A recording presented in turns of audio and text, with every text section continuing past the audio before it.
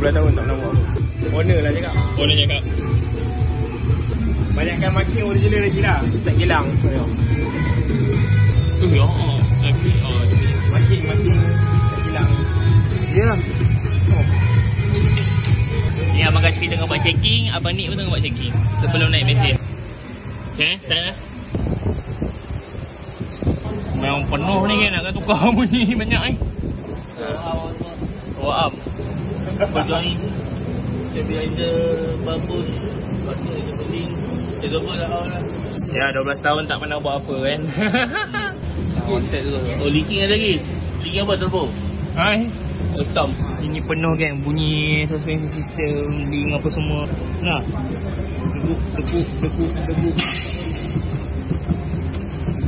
So korang dah dengar, dah tunjuk kat owner lagi. Bunyi dia macam ni.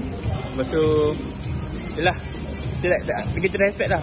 Kita 12 tahun tak pernah buat apa, penuh benda-benda macam ni lah. Tapi inilah ceritanya.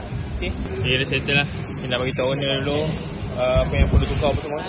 Penuh banyak. Kita tunggu confirmation owner. Nanti kita buat video lain lah, nak tukar-tukar barang-barang ni. Okay, itu je. Boleh like, follow, komen kat sini. Jumpa lagi next video. Assalamualaikum. Yes. Okay, jumpa.